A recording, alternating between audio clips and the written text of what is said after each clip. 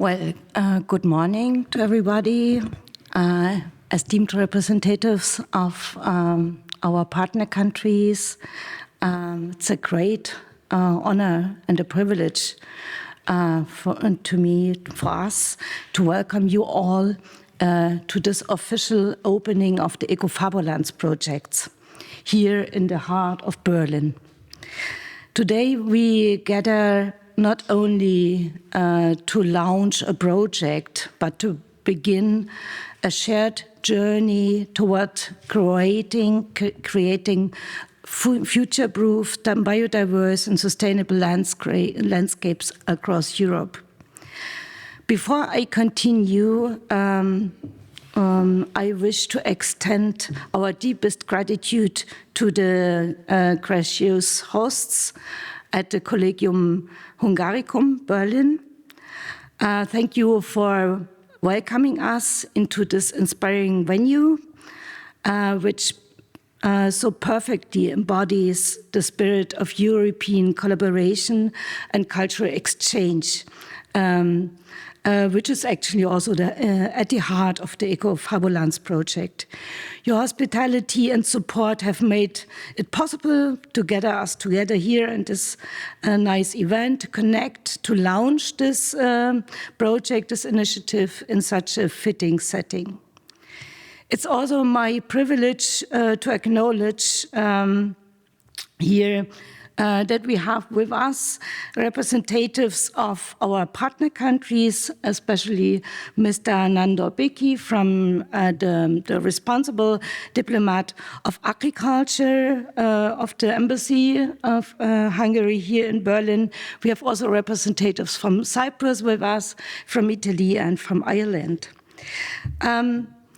We are very honored that you are here with us and support us, and especially your commitment to agroecological innovation and international partnership is a cornerstone of our project, and we are really grateful to have you here for your encouragement and engagement. Today marks the beginning of an ambitious collaborative journey, one that brings together researchers, practitioners, policymakers, and communities from across the continent, united by a shared vision. Our future landscape, co-creating our future landscape, biodiversity-friendly, sustainably productive, and all this through a community-driven agroecological transformation.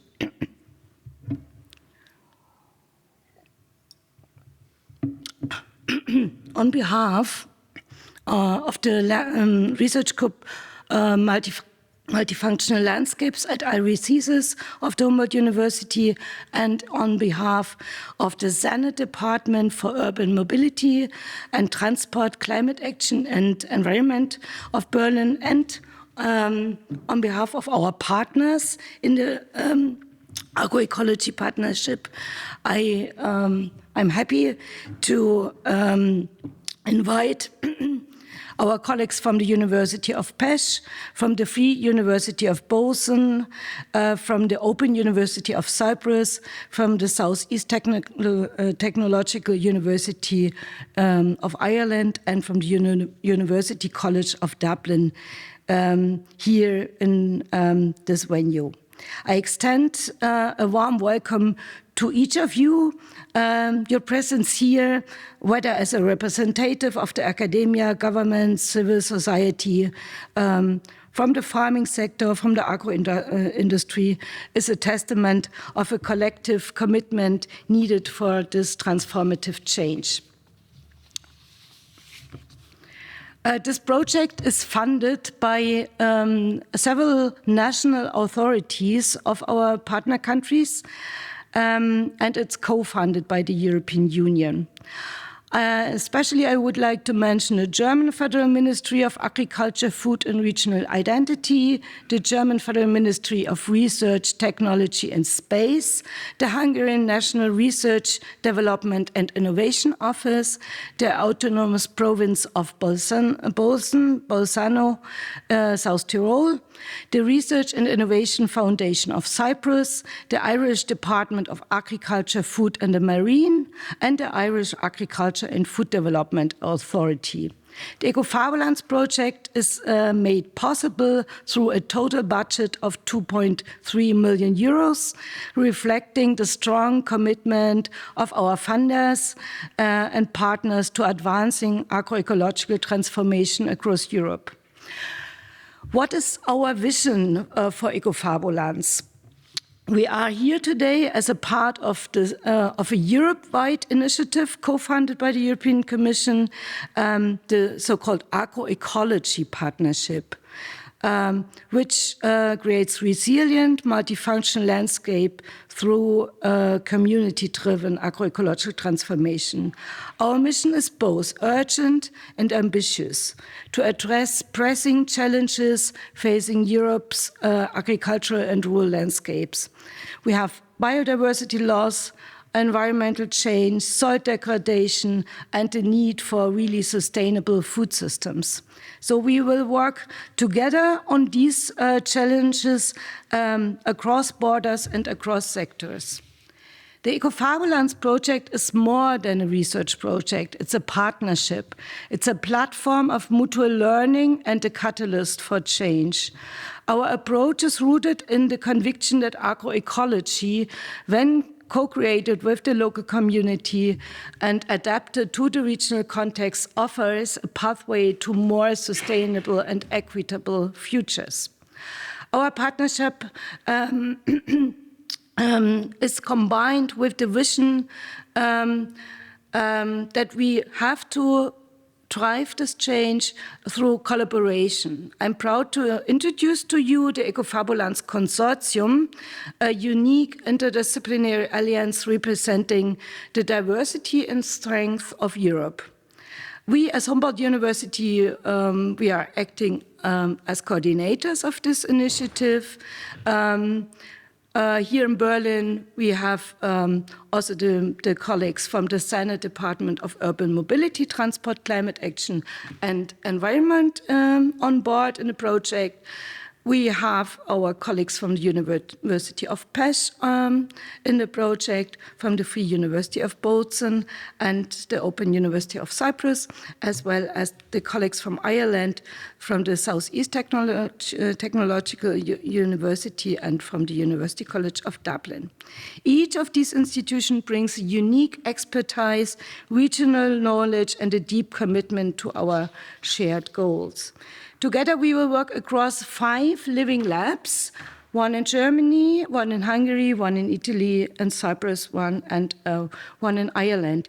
Each represents a distinct landscape and also a distinct community, but we are all united under the principles of community-driven innovation, of agroecological transformation, integrating ecological, social, and economic perspectives to develop farming systems that are productive, resilient and environmental friendly. We will work under the principle of knowledge co-production, which means that we bridge scientific research and traditional knowledge, ensuring that our solutions are both evidence-based and context-sensitive. An important goal of the project is, of course, the scalability, that we go out of the living labs and are into the landscape context, and that we achieve a strong policy impact. We will develop models and strategies that can be adapted and replicated across Europe, informing policy at local, national, and EU level. By inviting all these different stories and perspectives,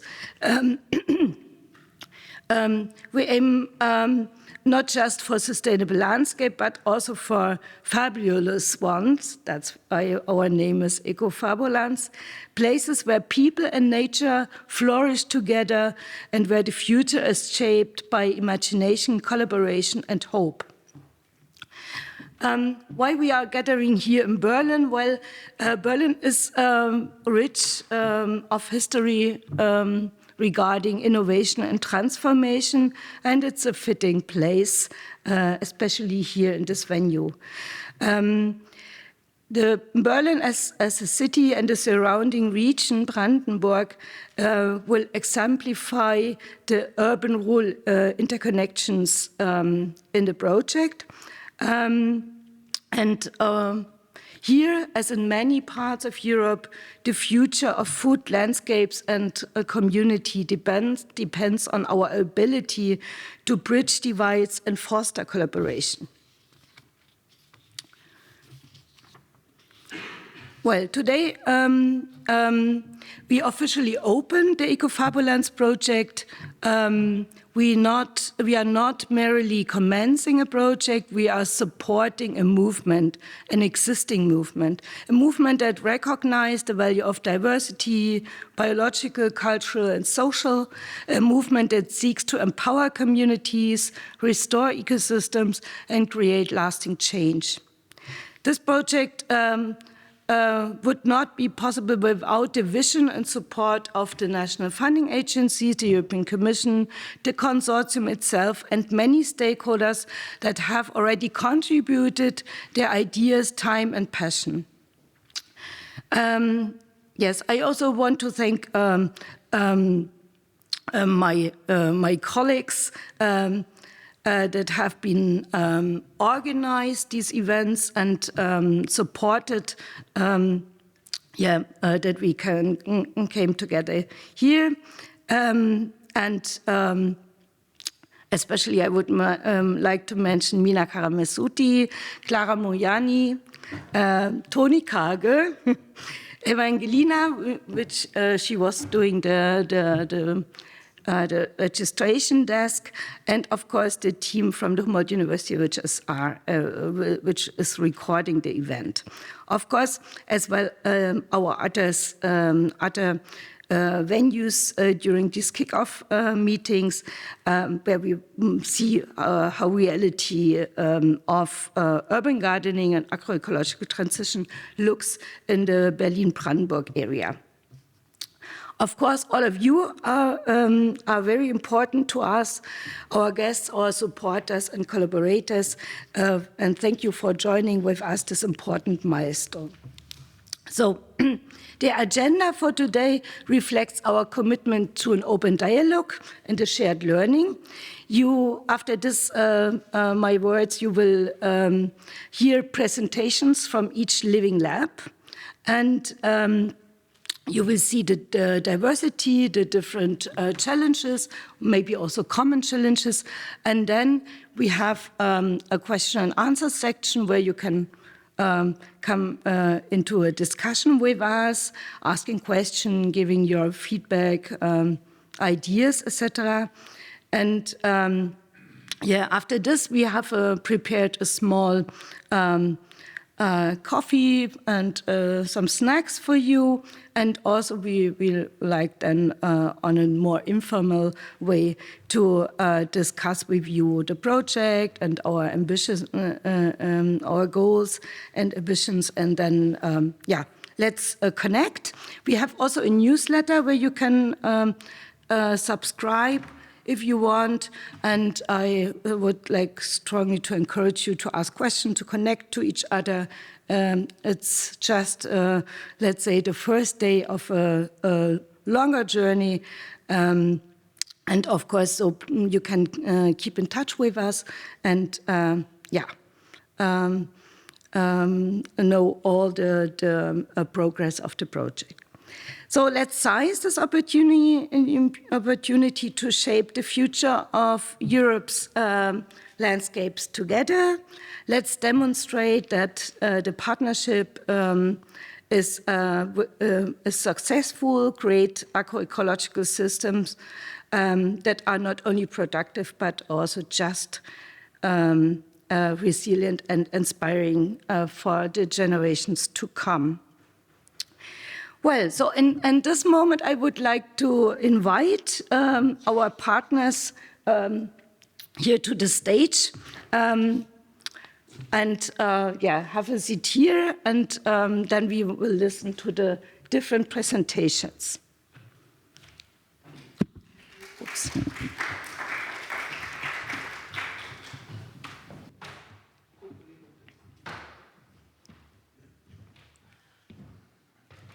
So yeah, I will present you our the first living lab, the Berlin-Brandenburg living lab, and it's maybe a bit unlikely that we are as a public authority involved in this project, but yeah, I'm very happy that we can be part of this research project.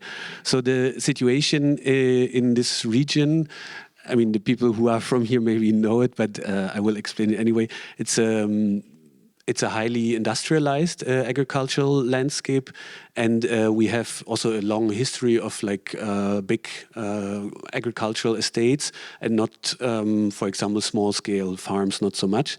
But we also have a development now of agroecological practices over the last, I would say now, 20, 25, 30 years maybe. So there is a movement already. Ina already mentioned it. Also, we are building on top of something. So, and the mission for our living lab is to connect the already existing agroecological movement of Brandenburg, which is kind of like the surrounding more countryside area around Berlin, together with the urban community that is also driving a change of food and agriculture. And we have a strong community garden movement in the city here with over 200 projects, depending on how you count it. And we have many community-supported agriculture projects in the countryside. We want to build a strong network between these two different types of projects, and this network should also be part of developing like policy proposals. And through this stronger network, we want to strengthen both sides of the network or of the connection, so to say. So we want to strengthen, of course, the community gardens in the city, but we also want to, that's the most important aim for this project, of course, we want to strengthen the community-supported agriculture projects because they are facing also problems.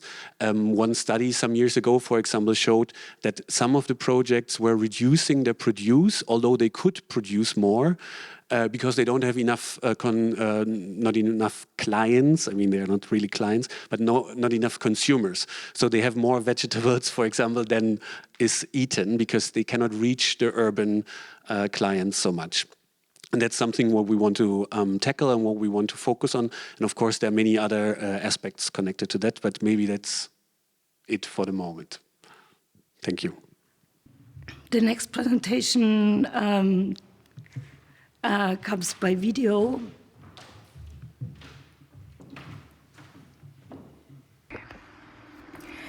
Hi everyone, my name is Fanny Trendl and I'm saying hello to you from Pécs, from South Hungary. I'm really sorry not to be with you in Berlin, but I'm really grateful for the leaders of the ecoFABULaNds project that we can be at this wonderful project. So first of all, I would like to introduce you a little bit our department, and after that I would like to say some sentences, some words about the mission and about our work here in the department, which can connect us to the ecoFABULaNds project. So right now we are in the Department of Roma Studies and Sociology of Education, which was established in 1998.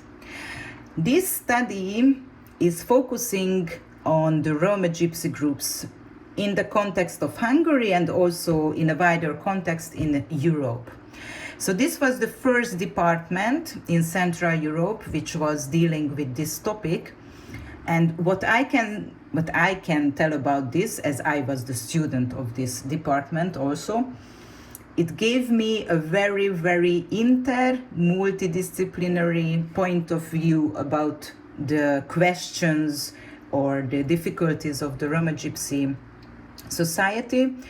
And it also gave me tools how we can deal with these difficulties. So the researches and the practical work, what the department is doing since 1998, leads us to the concept of the inclusion. So right now, me and my colleagues are strongly believing in the concept of inclusion, and we also think that this could be the only framework and context and operation mode how we can create a more equal society. And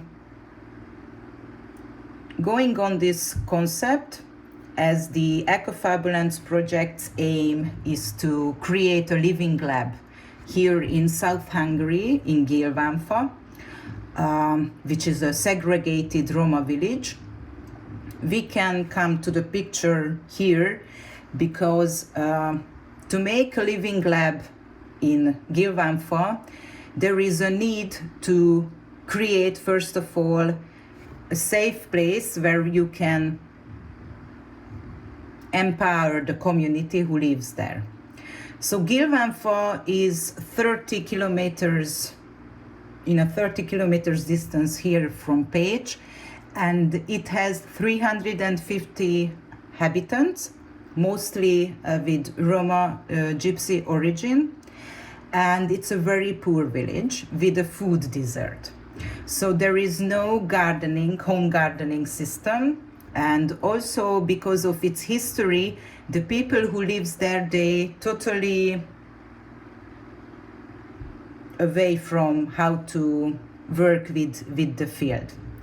So the concept is to create a living lab in first step at a community buildings garden, and then through the empowering and capacity building of the community living there in Gyilvánfa, hopefully we can spread the practice and create more and more home gardens in Gyilvánfa. So we are going to work in a strong cooperation with the NGO who operates in Gyilvánfa, called Freedom Egyesület. And we are going to have cooperation with experts who are going to support us in the context and the tools of the home gardening and all this Raivi food production system. And what is our role? Our role is going to be to coordinate this project and also to create the concept of the empowering of the community. So I think this is going to be a very new model which can use as a role model for other rural poor villages here in Hungary, and not just in Hungary, how to empower the communities and make them believe that they can make their own foods and how can create their own home gardens. So this is our big aim, and as I mentioned, our target group is going to be a Roma Gypsy community living there, and we are going to focus on the women. So this is going to have another specific focus in this project. And what I think could be really special in this project, that we are planning to involve a student college from here, the University of Pécs, called Vlislotsky Henrik Szakkollégium, to prepare them also to the community developing and also how to make research in this kind of disadvantaged Roma Gypsy communities. So that's all for the first steps, and I wish you a very good time there in Berlin, and hopefully at the next meeting I'm going to be with you. Thank you. Okay, then I would hand it over to Alessandro. Yes, good morning, everybody, and thanks for the introduction. So I just want to speak about this living lab that we have in South Tyrol, but before to provide some information about this, I think that it's important that we know the rationale behind the institution of this living lab. So basically, as I guess all of you already knows, after the Second World War, the land use completely changed from traditional practice that were, we can say, more sustainable or less impacted on environmental resources to more intensified practice, especially in agriculture models. So this change in land use not only represents one of the drivers of the biodiversity collapse that we are observing, but also is affecting another aspect, that is the relationship between human and nature, or landscape in this case. That's because all the knowledge that local people had about their environment in which they live now is vanishing. So basically the aims are different. Of course, one of the aims of this part of our part in this project is to find a sustainable way without pesticide or herbicide, for example, in which we can grow medicinal plants, especially medicinal plants that are widely used in our culture. And that is the point of herb garden in South Tyrol. And with this herb garden, we also want to try to preserve as much as we possible all the knowledge around this medicinal plant that is actually vanishing. So basically, this is one of the big points. The second important point is that all this knowledge should not be located exclusively in academia. So it's very important to share this knowledge, the result of this investigation, with the local stakeholders that want to switch to this new form of practice, more sustainable. However, we have also an ambitious aim in this project, as already mentioned, that is try to scale up all this information at the landscape level. So this kind of approach should be also evaluated in a more broad environmental context. That's because herb garden represent a suitable living lab to explore the more sustainable way, but to grow plants, but they also represent a control environment that not mimic what happened in a natural landscape. So basically, the point is also to find a sustainable way, organic way, that can not only enhance the biodiversity in the landscape, so preventing its collapse, but also can enhance specific species, especially this medicinal plant that lives in the herb garden, because they also occur spontaneously in nature. So the point is also find management type that can enhance the presence of these species in nature. That's because they represent a cultural, very important cultural aspect of our traditions. And yeah, I guess that's all. And of course, to deal with this topic, we have to adopt a multidimensional approach in which we integrate economy with ecological topics. Yeah, that's all now.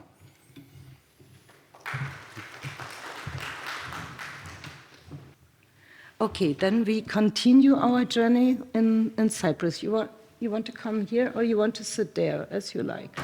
We are flexible. Good morning to all. First of all, I would like to thank you, Ina, and your team for hosting us here. It's very nice for you to be so kind. Cyprus, as you know, has completely different landscape than Germany, Hungary, and Italy, I guess, and Ireland. Let's go here. As you know, it's an island where we'll be focusing on a specific area, our living up in the Larnaca-Famagusta area.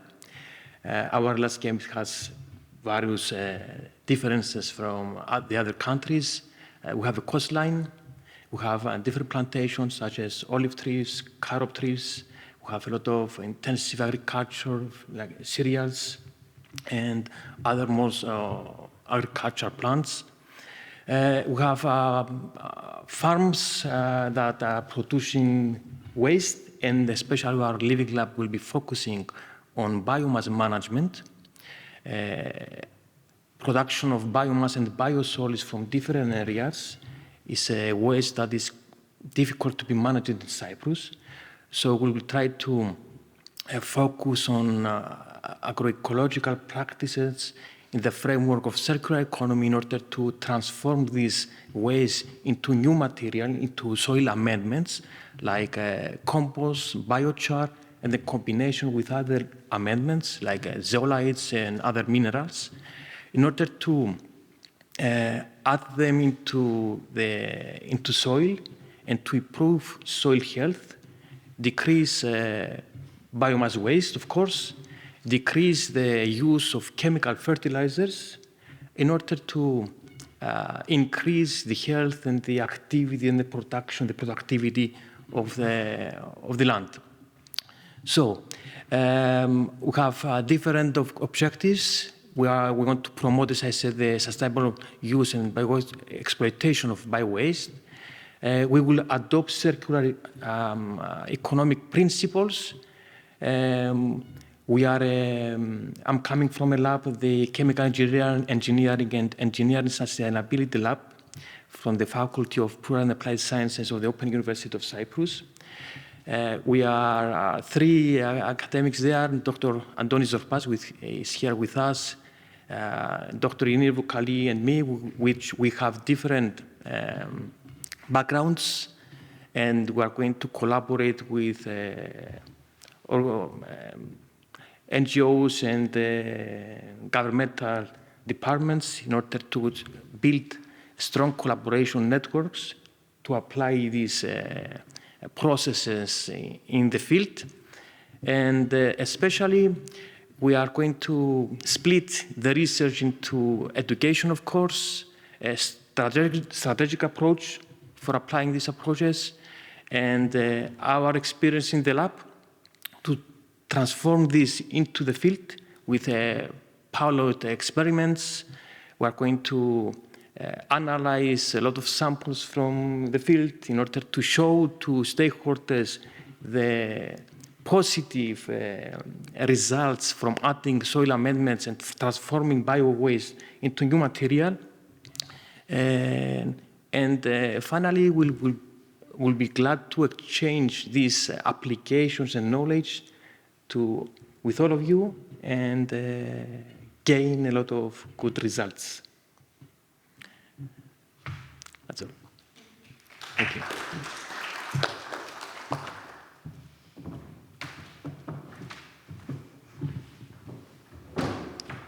Michael will now present the Southeast Ireland Living Lab, and and then we open for questions and comments.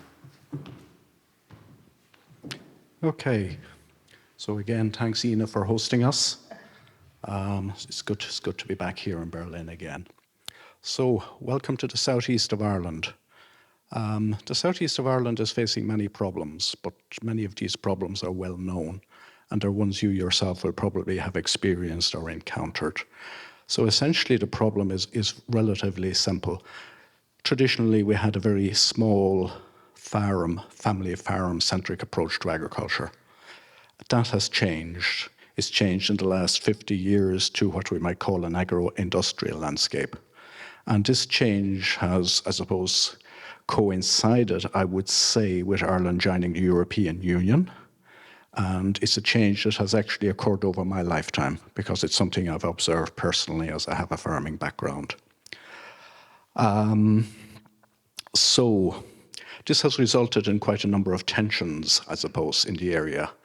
And farmers are facing problems, and communities are facing problems, and the government is facing problems. The problems, I suppose, farmers have are increased land prices. So essentially, they're almost obliged to expand.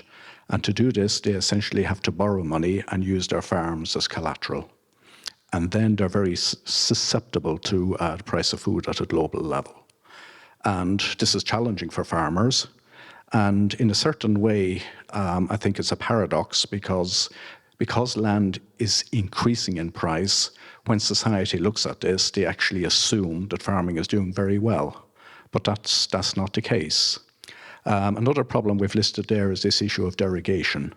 And this is, Ireland has a variety of derogations from European practices. And one of these actually relates to the management of slurry and those kind of things, which mainly affects dairy farmers, pig producers, and so forth. The problem is, I suppose, as a result of this, there's been a pollution problem. And in Ireland, there's a major problem with water quality. And farmers are coming under increased pressure to actually address this. Overall, that is somewhat unfair. It is quite reasonable to ask farmers to do this, but they feel they've been scapegoated because there's other actors in Irish society as well that are actually contributing to this problem.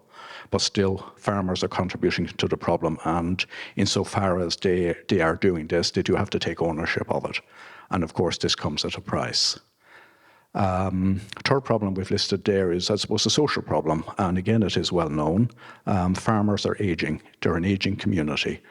And this creates serious problems in that young people these days, they want, maybe they always did, they want to go away and get new experiences, see the world, and maybe or maybe not come back to farming. And as you all know, farming is quite difficult, quite challenging. It's physical work, it's intellectual work. It is very stimulating work, I would say, but it's difficult to do it under the circumstances that are, I suppose, currently operational. So the problem has emerged in that there's no successors coming on stream. And personally, at least in Ireland, I suspect there'll be a major problem in the next, maybe for the next generation, because I can see it already happening in my own area. So in terms, I suppose, of the Living Lab, which is the topic of our conversation today, what we want to do is address some of these problems. Now, the Living Lab is based in Southeast Ireland, in the Waterford area. Traditionally, Waterford was known for glass, but the glass industry has gone as, I suppose, a result of progress. So the mission then, as we've listed there, is to catalyse agroecological transitions in the region and to focus on landscape transformation. And there's some key areas there listed there. But what I'd like to do is actually talk about the methodology that we're planning and following. So in the first instance, we're going to look at best practices, both in Ireland and across Europe, and to see what works and what doesn't work in terms of agroecology transmission. Second then is to plan for transition. So if we take the landscape as it is, an agro-industrial type landscape, and work out, well, what is the best way to move forward? I think it's important that we actually move forward rather than looking back to some mythical past when everything was great with farming, when we had a biodiverse landscape and all of that. We've had it, it's been very good, but I suppose we are where we are, as we say, so we've got to address it. So in terms of the transition, this is really the vision thing. How do we go from the landscape that we have now to a one that we would actually like? And of course, that's going to involve many challenges for us. And one of the challenges, I suppose, that we will look at is this whole idea of policy and policy coherence. What policies are farmers following, or are they obliged to follow? What policies are missing? What is wrong with the current policies that are there? What are the omissions? What are the gaps? And it is our plan as a result of ecoFABULAnds to develop a policy brief for the Irish government and maybe for the EU as well, depending on the results of our progress. Then it gets more interesting. So once we have a detailed understanding of the problem, particularly at least in the Irish context, the question we'll then ask is, well, how do we scale up? So we have a problem And we can address it mainly at the individual farm level. We can look at the status there. But the next question then is, how do we do this at landscape level? How do we actually scale this up? And ecoFABULands is very much interested at the landscape and in fact is operating in that area. And then I suppose the final thing I'd like to say is that we want to explore this idea of political commitment. What we want to do is actually to encourage and enable farmers and communities and every other actor that is involved to actually take ownership of the problem and actually support this kind of a transition. And to do this, we have to start working with people on the ground and encourage them and provide pathways, I suppose, for them to do that. And one of the methodologies or approaches that we will actually be looking at, and that University College Dublin has a particular interest in, is those notions of participatory science, of citizen science, of community science, and so forth.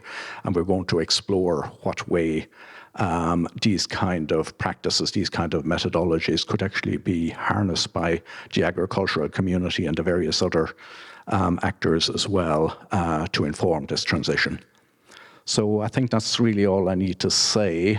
So looking forward to working with the whole team here, and I think it's going to be an exciting 3 years. Okay, thank you. Yeah, thank you, Michael. So we have now time for questions and comments. Yeah,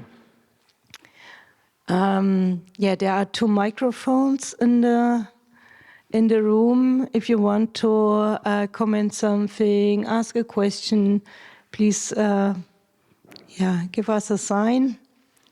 If not, I would maybe start with one. All of you, you are working with the local community and with the local knowledge. How you will reach them, how you will yeah, come in touch, engage with them, which formats you will use. Maybe you could tell us a bit about this. And I would start maybe with Clara. You know the village, you know the people, you know the yeah, how this works, how you come into a dialogue with the local people in Gilfamfa. Yes, we use bottom-up practices and also co-creation methodologies, which means we are involving like the people from the village.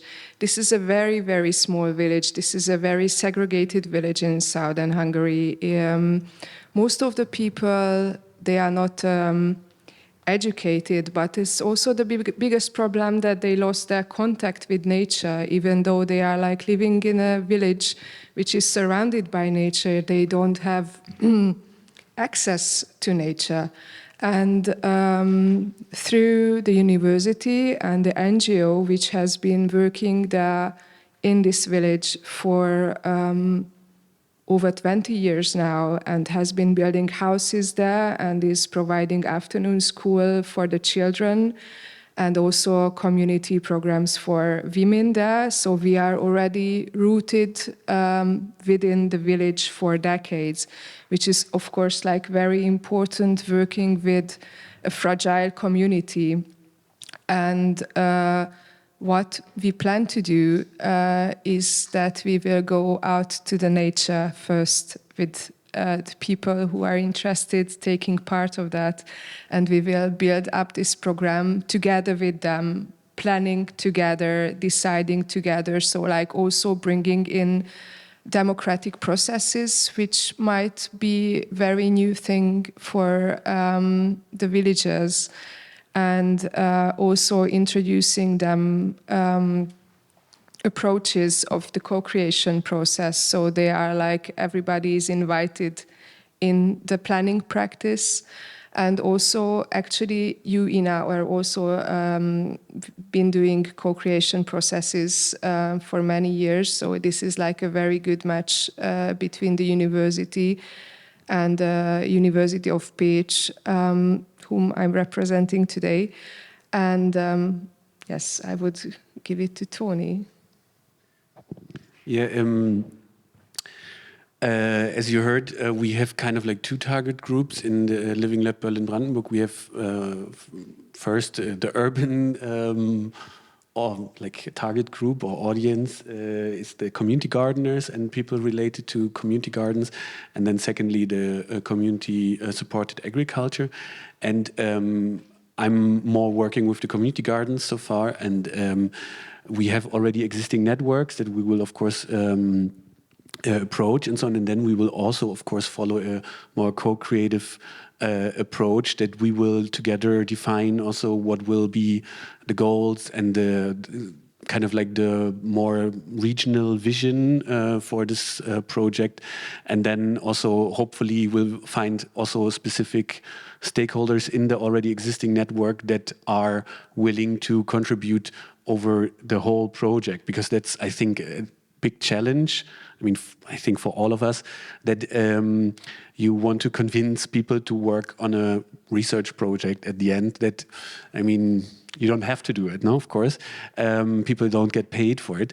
And this is something to, we also have to think about, like, how can we make our activities so attractive that and convincing also, that the people are willing to be engaged. And one detail, for example, is that we also think it's very important in the exchange between the living labs that we also include the stakeholders from the NGOs in Berlin-Brandenburg in this international exchange. So it's not just an exchange in the region and then we transport the knowledge to the general project, but we also want to include the stakeholders from the region into this international part, maybe so far. Yeah, our case, I would say, is a little bit different from the previous ones because basically in South Tyrol we have a dual situation in which in the valley there is a completely different use of land, but traditional land use still persists locally present, especially in the mountain part of South Tyrol. So basically, we already did a preliminary assessment and we found different stakeholders in this mountain part of region that showed interest in this project. So basically, we, as Tony, we can work with this pre-existing network of stakeholders that are interested in finding this new way to manage the land in a more sustainable approach. Of course, in the valley, the situation is completely different, totally different. Also, the link between human and nature is vanished, whilst in the mountain part still persists, even if mostly dominated by old generation. But new generation seems interested and sensible to renew these links. So, we have the subject that show interest in the project, and we have to create a well-established cooperation between these stakeholders, because each of these stakeholders should not be considered as an isolated group, but they should cooperate. So they should continue keeping in touch with also the University of Bolzano. Okay. In Cyprus, as I said, it's a huge area, Larnaca and Amohostos area, and we have different applications in the area. So we will use a different approach regarding the users. First of all, we will begin with questionnaires to gather information, and we will do specific workshops with representatives of the farmers. The most important thing for us is to apply the soil amendments, as I said, in the field in order to show to the farmers the real results and the positive results that they could gain from it. Actually, we already started working on this. We have an oil mill waste that is, it will be, we will produce compost and we will be add this into soil near this industry. In order to have, let's say, a lighthouse for other users to see these results. We will apply also these amendments in other areas of the living lab, we will introduce this material also in schools in order to have this bottom-up educational results for everybody. Because we have to build also for the future, for the new farmers, if we will have new farmers. Of course, we will build GIS maps to map all the area for the waste and for the use of amendments in order to give a tool maybe to the users to gain again some positive results for the future. Thank you. So, Thoughts from Ireland regarding... so the answer to your question, Ina, is with difficulty.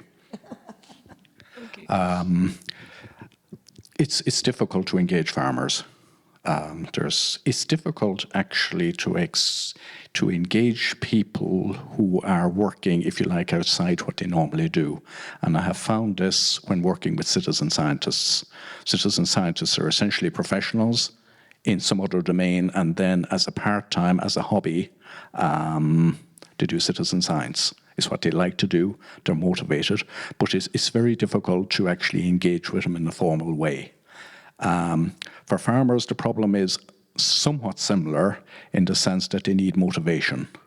And we need to actually think, I would say, of innovative ways to actually come up with, I suppose, new methods to actually attract them.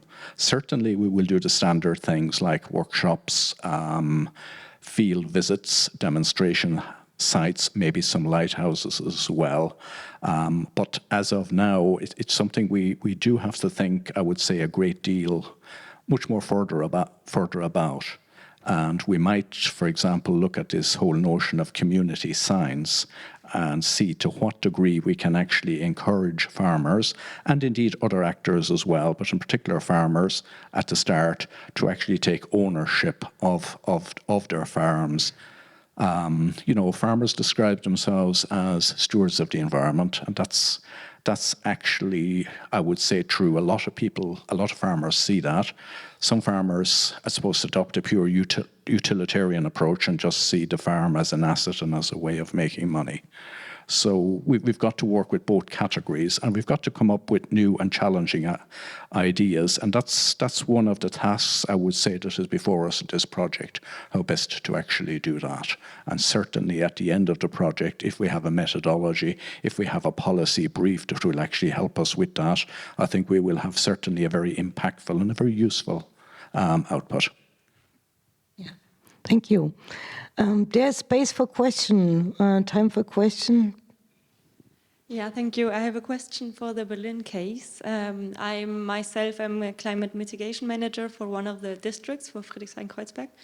As I understand it right, the project aims to increase or support the linkages between productive green spaces in Berlin and productive green spaces in Brandenburg.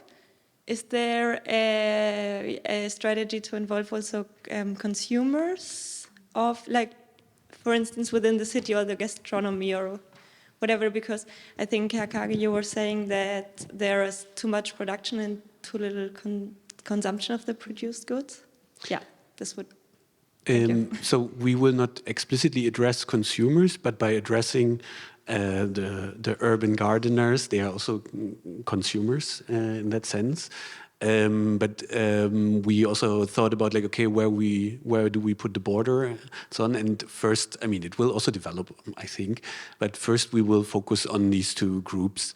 And the second part of the question was not only if they're like to increase, like, I mean, to support these productive spaces, maybe, yeah. I think there is potential to maybe couple it more to the gastronomy in Berlin, or yeah, I don't know. Maybe there's just, or are you focused on sharing the knowledge between them? I mean, the idea behind it was that some community gardens already have the connection to community-supported agriculture, and they kind of like they're, in our eyes, maybe the best promoters of a different type of agriculture in the region. And so they are, first of all, demonstrators, but they are also they are functioning as these, how do you say, distributors for the vegetables of the CSAs and so on. So that's why we want to strengthen this linkage. And this is the first step. And from there, we will see what we can develop. And that could be with gastronomy, like restaurants and so on. But it can be also something else. And what you said before about there's more production than consumption, this is the case for some CSAs that they could produce more, but they didn't have enough clients. But of course, when we look at the bigger picture in Berlin-Brandenburg or in Germany in general, we produce only like 1/3 of the fruits and vegetables that we consume in Germany are only produced in Germany. So we have a lot to improve in our production. And of course, the CSAs are more about vegetables, not so much about fruits and no dairy and so on. But this is, I think, a first opportunity to increase this, because we are really, really poor when it comes to vegetable production in our region. And the climate is changing, of course, it's getting more challenging and so on, but we could produce much more, and there have been times where we produced more. So this is the first step, and then we can build on that. And of course, there are already existing cooperations with restaurants and so on. I also have a question regarding this. In the strategy of Berlin, is there also allotment gardens involved or invited to participate, or is it more based on like already existing producers like community gardens and stuff? I mean, does everybody know allotments and the difference between allotments and community gardens? In Berlin, we have this long tradition of allotment gardening, where you really like lease a little parcel of land for yourself and your family, and by law, you're obliged to produce food there, but I would say many don't do that. So yeah, it's welcome in our project if allotment gardeners want to participate, of course. We don't focus so much on it because maybe it will develop also. As far as we know now, there's not so much institutional interest in this topic so far. It's more really the community gardens that are connected to this topic. And also, when it comes to direct food production, there are also many more regulations in allotment gardens. For example, you can only produce for yourself and not for somebody else, and so on. But yeah, in general, it's open to that, of course, but not the focus. Other questions? If not, I will have a short question for our South Tyrolean case. What is, as Michael mentioned before, we want to achieve also impact in policy decision making, maybe with policy briefs or other options. How you see this in South Tyrol? Who is the most critical point in the policy level where we should achieve change to make this agroecological transition possible for the herb farmers, for example, or for the traditional medicinal plant users in South Tyrol, where you see the bottleneck, because it's a long tradition of production of such culturally important species, herbs, the collection of herbs, etc. Why this is not plays such a sufficiently great role in the politics, let's say? Or what is the issue there? Yeah, so first of all, I would say that this is partly true. We have this tradition in linkage between human and nature. So the people in the past went in the field, collect spontaneous plant, and they use in the kitchen. And also a tradition of cultivating proper herb. But the point is that among all the Italian region, the South Tyrol is the region in which this traditional knowledge is vanishing at higher rate. So basically, it's still persists, especially in the mountain part. but it's not so much in terms of quantity of people that still use spontaneous plant or medicinal plants. As far as I know, I don't honestly. I don't know which is the relationship with the politics or some policies that are used in this case. That's because, well, South Tyrol, most of the economy comes from the intensification part of the valley, especially apple orchard. So this is the primary source of economy.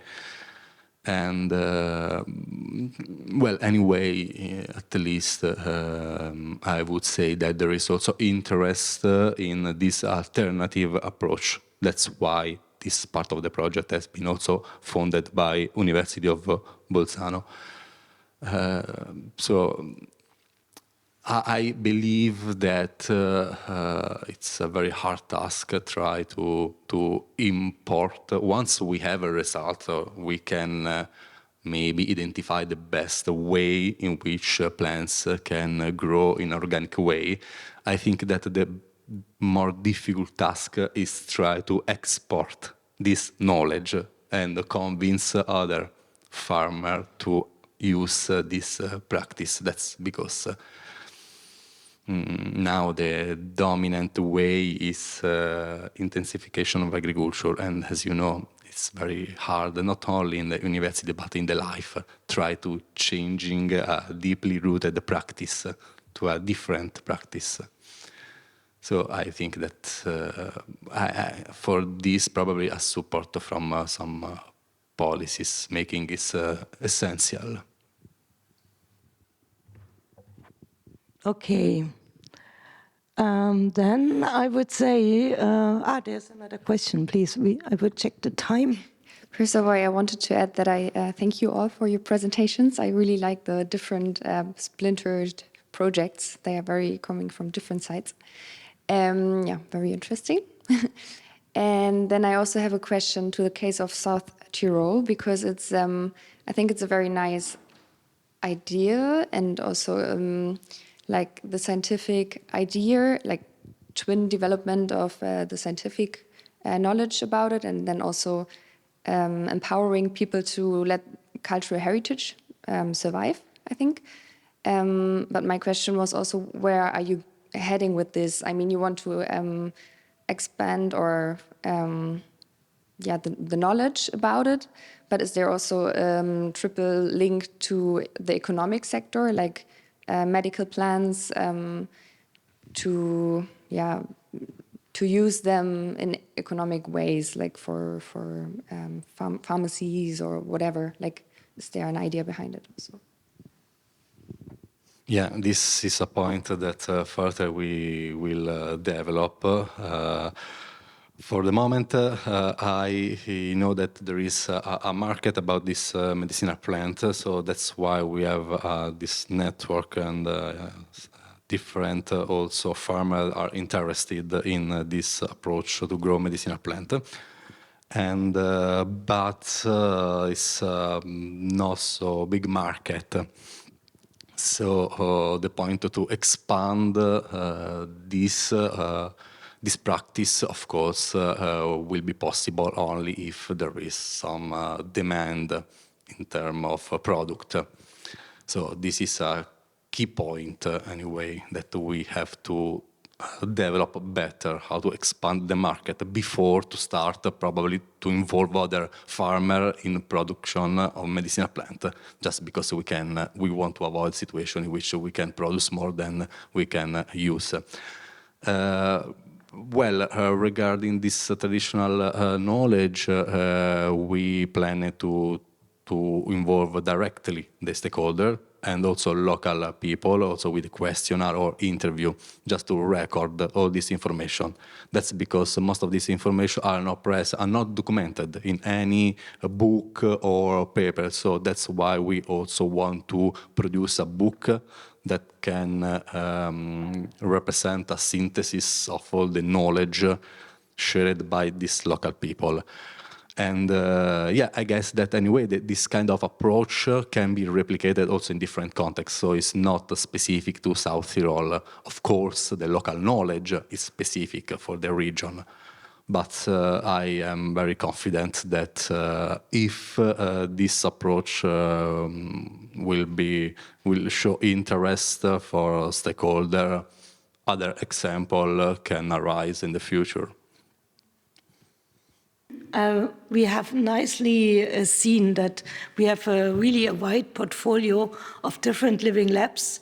And what could be a question is how they interlink, what we will learn from each other, from each living lab, and which are so diverse. And what we will produce in the project is a type of catalog of different agroecological solutions from the different regions, but these solutions can also be adapted to other contexts, to totally other regions, to other living labs. And this is something that will connect the living labs.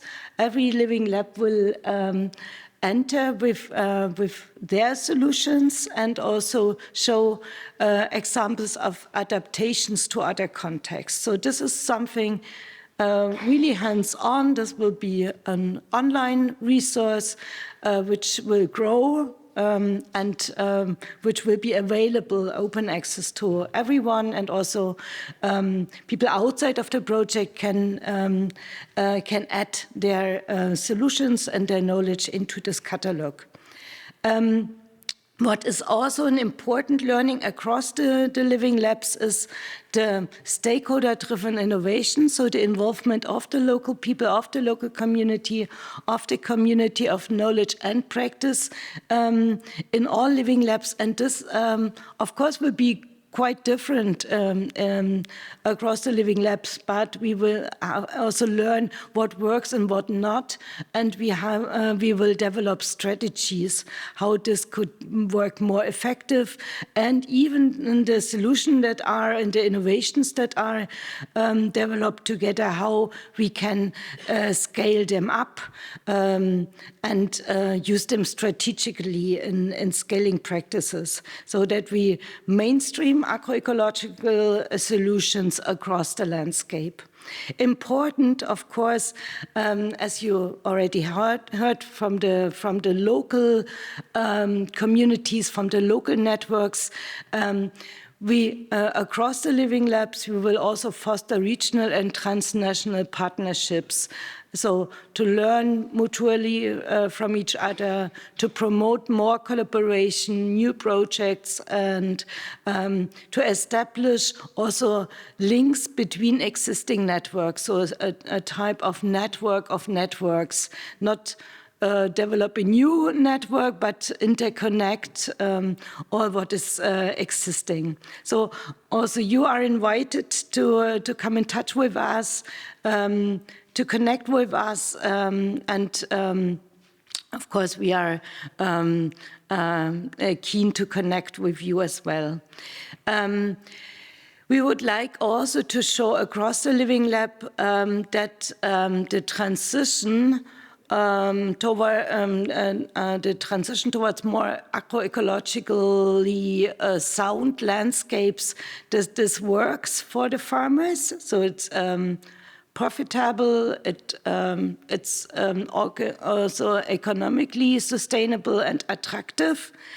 This is really important, and as we are working on landscape level, not only on farm level, of course, there we have also, we work on this, but and we have impacts on this, but we focus on the landscape impacts, and here we are in line also with some policy frameworks that are really important, like the European Landscape Convention, which is not so often discussed actually, but we will take this on the desk in the discussions, where even the public takes an active role on the definition, what are the landscapes where we feel find which we like, which is our, let's say, homeland